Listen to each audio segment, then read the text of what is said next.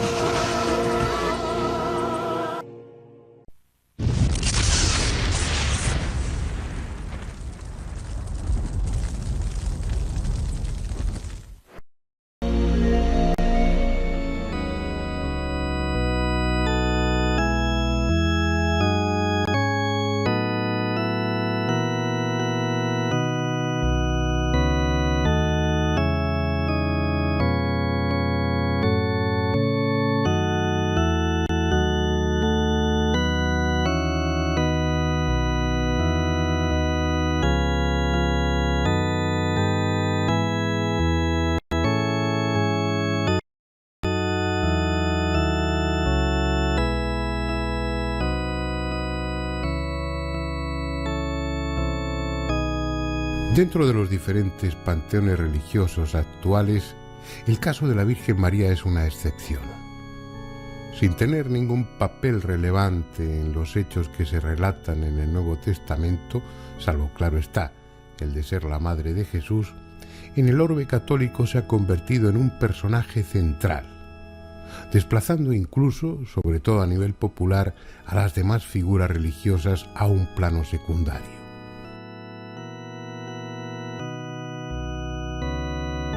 Hay razones de índole psicológico para ello, porque en la experiencia individual la madre ha desempeñado desde siempre un papel más cercano afectivamente que el del padre, actuando como intermediaria entre éste y los hijos.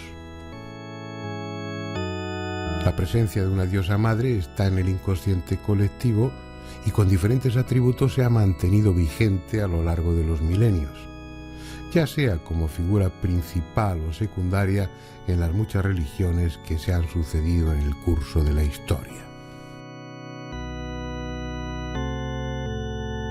Ese papel de madre universal, amorosa y cercana, que intercede ante Dios frenando su cólera o moviéndole a la compasión en beneficio del hombre, es el que representa a la Virgen María dentro del catolicismo.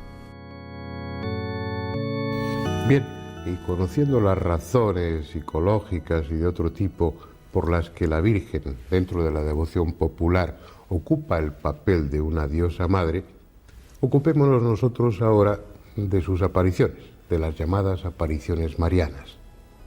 Pero como es lógico, no desde la fe, sino como simples observadores.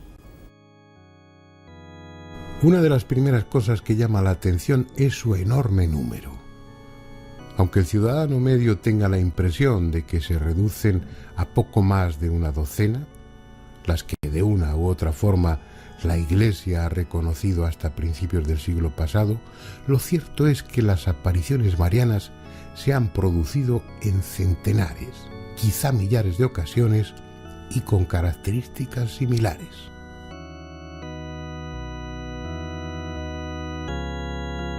En un lugar despoblado, con frecuencia sobre un árbol o un arbusto y cerca de una pequeña corriente de agua, una figura luminosa, al principio no muy definida, se aparece a los ojos de una o de varias personas, por lo general sencillas y de escasa cultura, casi habitualmente niños.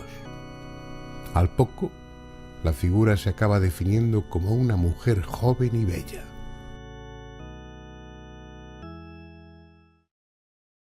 Las más de las veces la aparición no dice en un primer momento ser la Virgen. Son quienes la han visto los que la identifican como tal, o las gentes del pueblo, que al escuchar el relato de los testigos sugieren que no puede tratarse de otra que de la Virgen.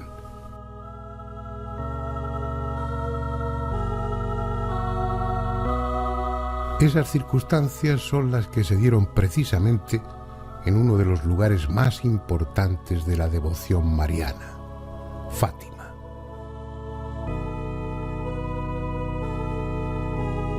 Aunque la fecha oficial de la primera aparición es el 13 de mayo de 1917, en realidad durante los 2 años anteriores, Lucía y sus primos, Jacinta y Francisco, ya habían visto en 5 ocasiones a un ser que describieron como muy bello.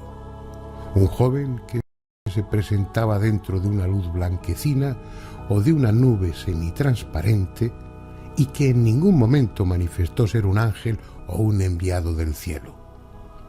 Sin embargo, en la mayoría de los textos que recogen los hechos acaecidos en esa localidad portuguesa, figura como el ángel de la paz, el ángel de Portugal o el ángel de la guarda.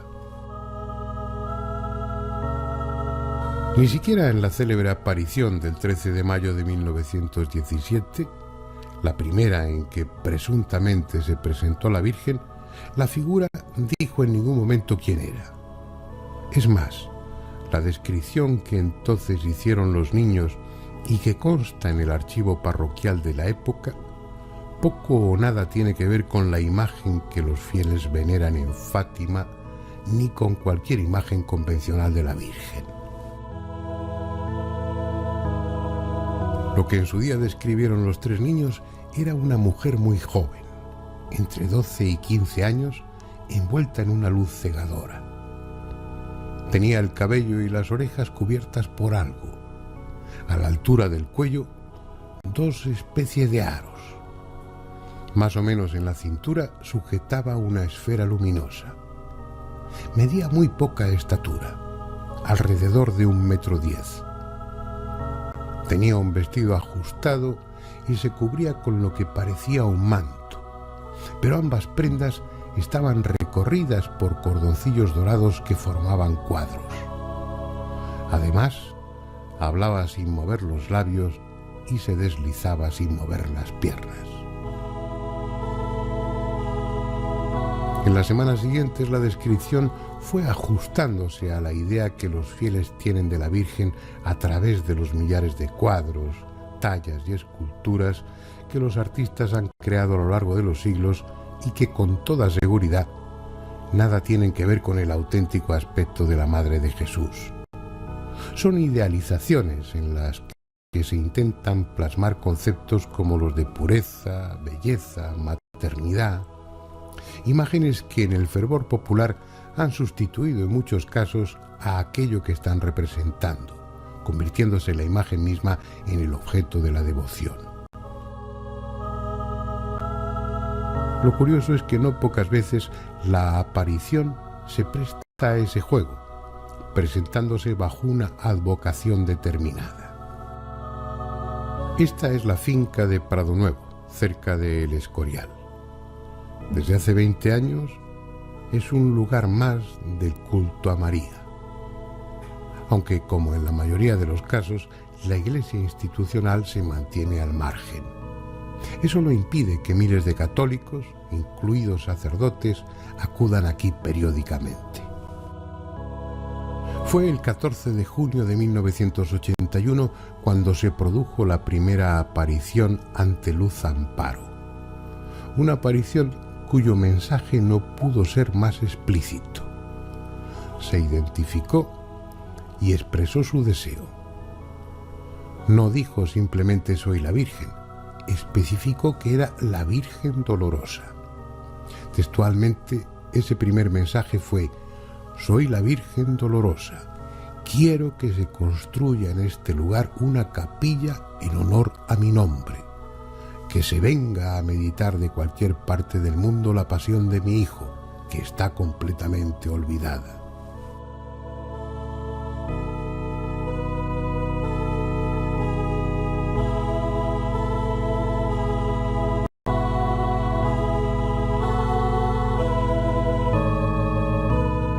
Cuando en 1961 las 4 niñas videntes de Garabandal empezaron a ver a quien decía ser el arcángel San Miguel, este les anunció que la Virgen se les aparecería bajo la forma de la Virgen del Carmen, escapulario incluido. Y así fue. El domingo 2 de julio de ese año, a las 6 de la tarde, la supuesta Virgen se presentó ante ellas con el mismo aspecto y atributos que la Virgen del Carmen tiene en cualquier iglesia. La descripción que hicieron las niñas fue textualmente así: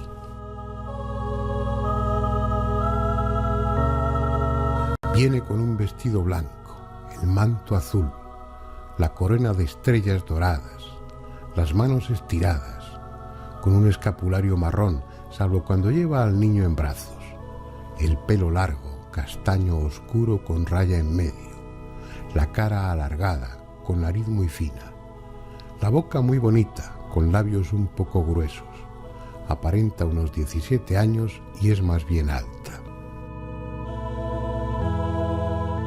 Sin restarle un ápice de belleza interior, la imagen de María, la Madre de Jesús, se debió corresponder con la de una mujer de rasgos semíticos, con la piel curtida por el clima seco de Palestina, probablemente de aspecto vulgar, y que cuando murió su hijo tenía alrededor de 50 años, lo que en aquel tiempo, y en una mujer del pueblo, implicaba un aspecto muy distinto, y desde luego mucho menos favorecido que el que le han venido dando los artistas cuando la representan en los momentos de la Pasión de Jesús. Apareciese como una mujer madura, de bondadoso rostro, provisto de algunas arrugas, sería mucho más acorde con las circunstancias. No obstante, es preciso tener en cuenta que al hablar de la imagen que se aparece, lo hacemos indirectamente, porque solo son los videntes los que ven a la aparición. La gente alrededor, a veces miles de personas, no ven a entidad alguna del panteón religioso, solo ven a los videntes sumidos en un extraño trance. Y si hay diálogo entre ellos y la entidad que se aparece, solo escuchan a los videntes y no lo que esa entidad dice. Pero siempre hay excepciones, como en Prado Nuevo, en el Escorial. Allí, al modo clásico de la mediunidad parlante del espiritismo, son las entidades las que con voz cavernosa y entrecortada se expresan a través de la vidente. ¿Cuántas veces te he dicho que el discípulo no es más que el maestro?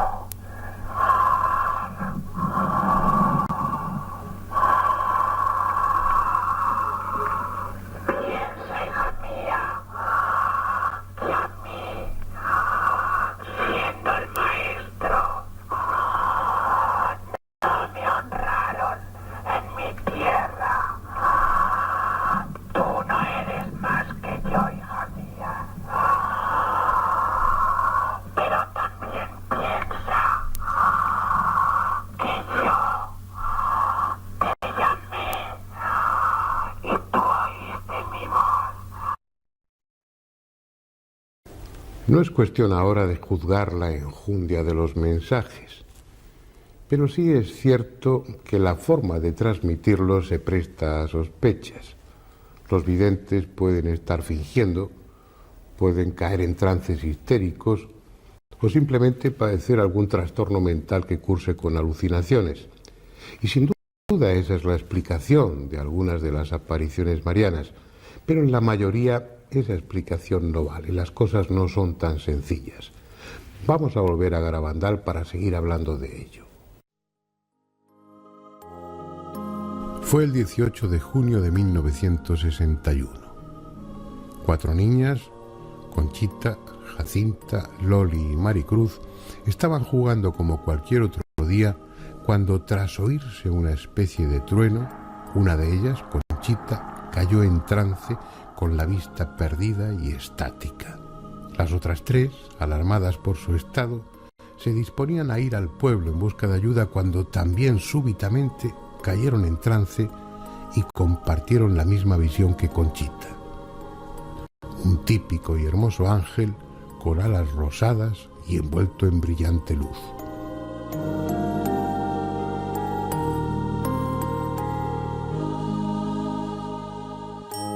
El suceso se repitió varias veces en los días siguientes.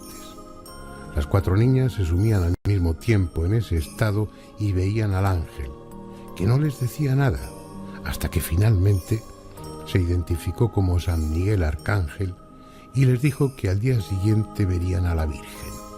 Y en efecto, el 2 de julio las 4 niñas cayeron en ese trance estático, como siempre simultáneamente, y vieron a la Virgen ataviada como ya se ha dicho, según la advocación de la Virgen del Carmen, y flanqueada por 2 ángeles. Durante muchos minutos habló con ellas ante la expectación de una gran multitud de personas que no veían imagen alguna ni oían nada.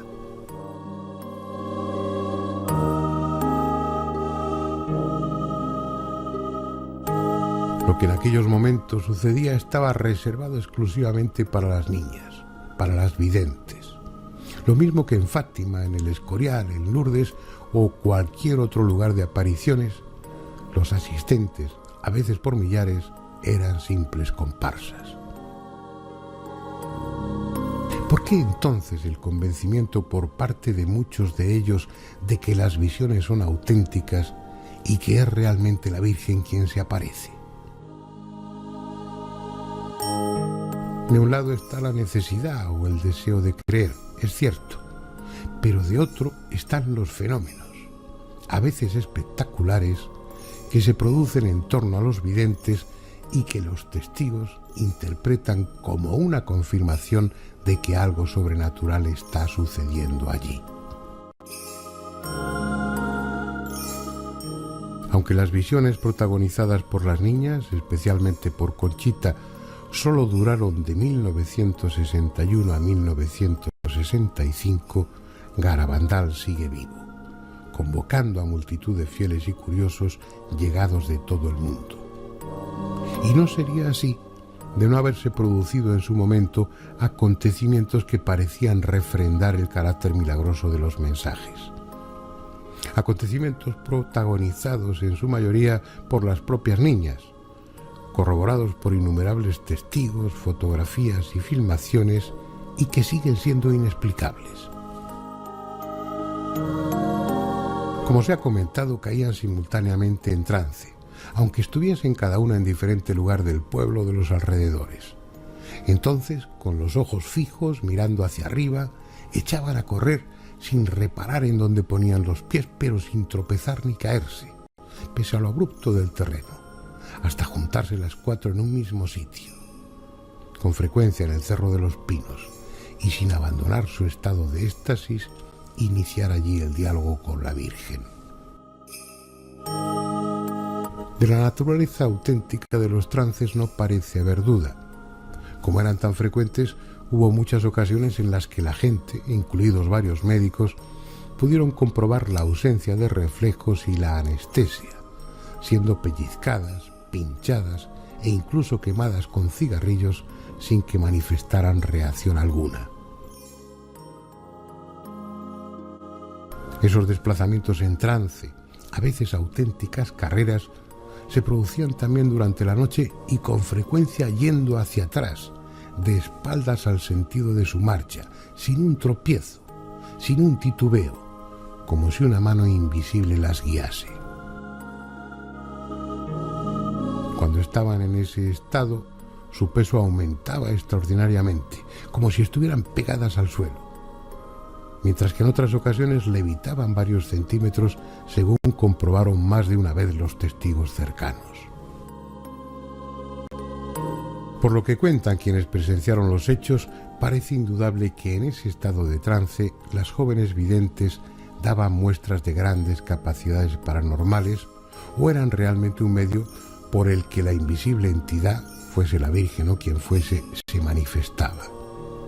Entre esas capacidades, suyas o prestadas, estaba la de dar mensajes personales a algunos de los presentes.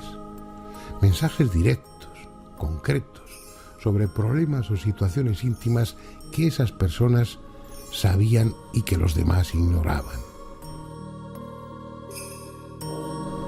Muchos de los que aún acuden a Garabandal y rezan solitarios o en grupo, lo hacen porque en su día, a través de las niñas, la Virgen les dijo algo que les tocó en lo más profundo. Y otros estasis que tuve, que es el que mejor para mí, uno de los estasis de Conchita de su casa, para mí ese no se me olvidará, porque tocante a la religión, según que empiezo a hablar de ese mensaje, de ese estasis, ya se me pone hasta el cuerpo de carne de gallina. Fue en de su casa, tuvo un estasis, éramos 20 o 30 personas o más, claro, son muchos años, y ya son los años que tengo, que algunas cosas no me acuerdo, pues me dio al crucifijo a besar a mí, que ahí en algunas fotos sale, y al besar el crucifijo, eso no lo he dicho, ni lo digo, lo que pensé, es una cosa para mí divina. Entonces, ella después del estasis me llama, Plinio, ser feliz, que no, me emociono hablando, ¿entiendes? Son las cosas que las tengo yo solo. Y eso no se me borrará jamás de la vida. Lo que me dijo esa niña, que se lo había dicho la Virgen. Perdonen ustedes, pero de eso me emociono. Y entre tantos fenómenos, uno siempre espectacular y que se da con muchísima frecuencia en los lugares de apariciones marianas, la llamada comunión mística, es decir, la formación de una hostia sobre la lengua del vidente. Algo que también sucedió en Garabandal y que protagonizó Conchita, la principal de las videntes, el 18 de julio de 1962. Aunque los escépticos tratan de justificarlo como un simple acto de prestidigitación, lo cierto es que hay millares de testigos que afirman lo contrario. Y en cualquier caso, es un fenómeno más dentro de un contexto en el que abunda lo extraordinario. Por la misma época en que se producían los acontecimientos de Garabandal, otra pequeña localidad de la península, Ladeira do Piñeiro, en Portugal, era también escenario de comuniones místicas y de todo tipo de prodigios. La protagonista indiscutible de aquellos hechos, que comenzaron en 1960, es María de la Concepción Méndez Horta, hoy una anciana que tiene tras de sí una larga y azarosa historia. En sus éxtasis, durante los que se produjeron abundantes comuniones místicas, estigmatizaciones y, según innumerables testigos, levitaciones de hasta varios metros por encima del suelo, los mensajes que recibía de Jesús o de la Virgen señalaban a Ladeira como la continuación de Fátima. La extraordinaria acumulación de fenómenos insólitos, en los que además de los espectaculares trances de María de la Concepción hubo hostias sangrantes, analizadas en París y en Madrid, donde se certificó su carácter milagroso, así como sangraciones periódicas de una imagen de Cristo, atrajeron a tal cantidad de fieles que la policía del entonces dictador Salazar intervino apaleando a los congregados, cerrando los accesos a Ladeira y deteniendo a María para juzgarla.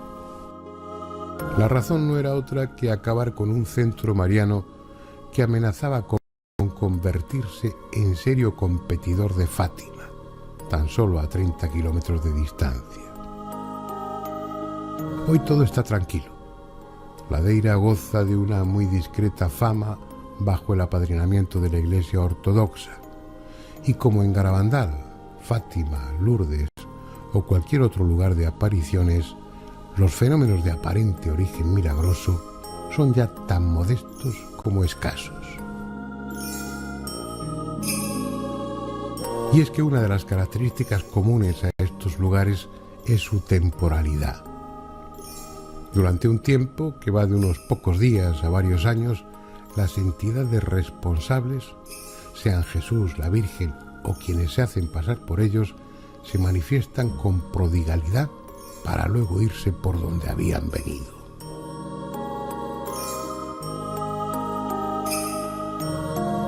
Es una estrategia incomprensible. Aparentemente las apariciones marianas tienen como objeto divulgar mensajes trascendentes para la humanidad. Mensajes que en su mayoría incluyen peticiones tan poco maduras espiritualmente como la de que allí se construya una iglesia o rezar el rosario para que el mundo entre en razón. Peticiones muy del gusto de los católicos más conservadores, pero a todas luces incongruentes con el propósito de salvar de su destrucción a los habitantes de este planeta. Porque entre amenazas, ese suele ser el contenido principal de los mensajes, tanto en Fátima como en El Escorial o en Garabandal, por citar los ejemplos que estamos utilizando en este documental. Antes la copa se estaba llenando, ahora está rebosando. Debemos evitar la ira de Dios con nuestros esfuerzos. Yo, vuestra madre, por intercesión del arcángel San Miguel, os quiero decir que estáis en los últimos avisos. Son fragmentos de uno de los mensajes dados en Garabandal. Mensajes agoreros, siniestros y, si se me permite, tan reaccionarios como inútiles. Porque la inmensa mayoría de esa humanidad que ha de ser salvada ni se ha enterado de ellos ni se va a enterar. Y eso sin contar con la absurda y novelesca actitud de las apariciones, confiando mensajes secretos a sus videntes, casi siempre relacionados con señales que anuncian el fin del mundo y que a la postre son tan falsos como los que han recibido los mormones o los testigos de Jehová.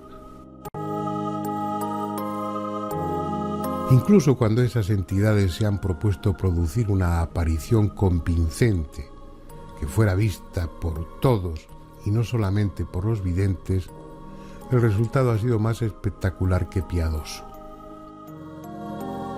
Fue en abril de 1968 en El Cairo, sobre el tejado de la iglesia copta de Santa María del Zeitún.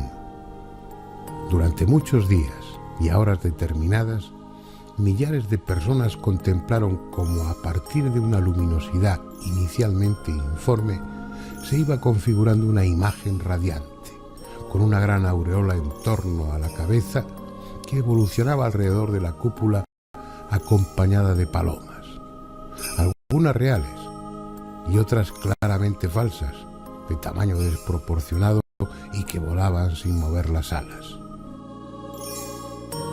Una aparición con todos los requisitos para convencer a creyentes y a no creyentes.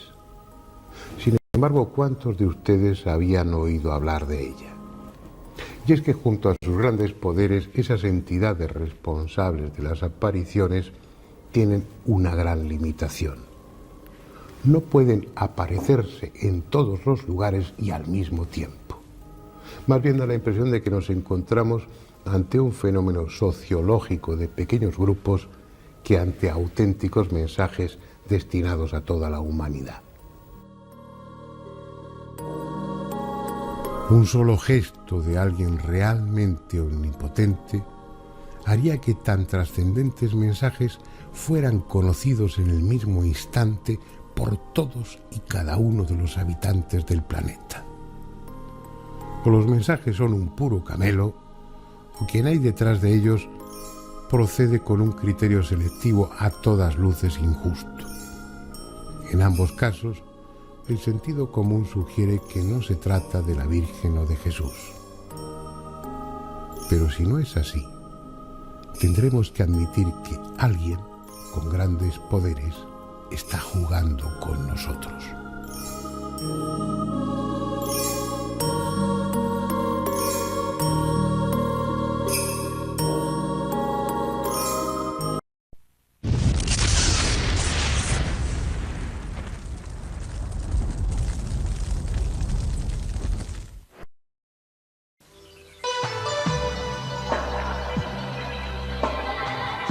Usted está viendo Infinito. Infinito, señal del nuevo milenio.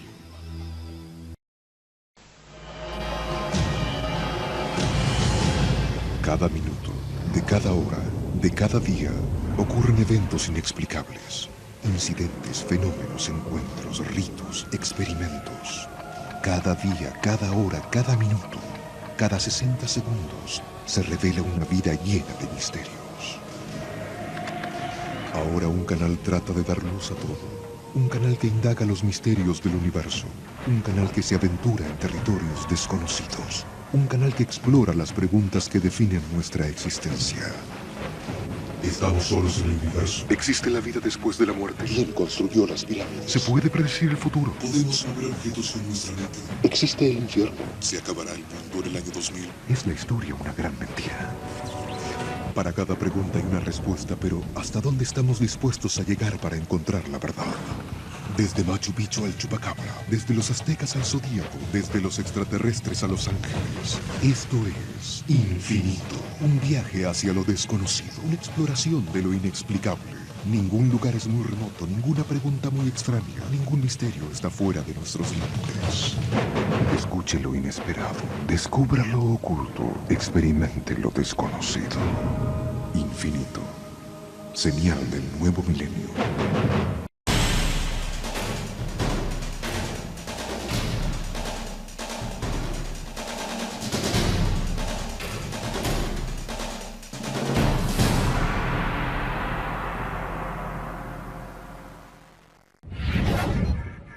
Infinito.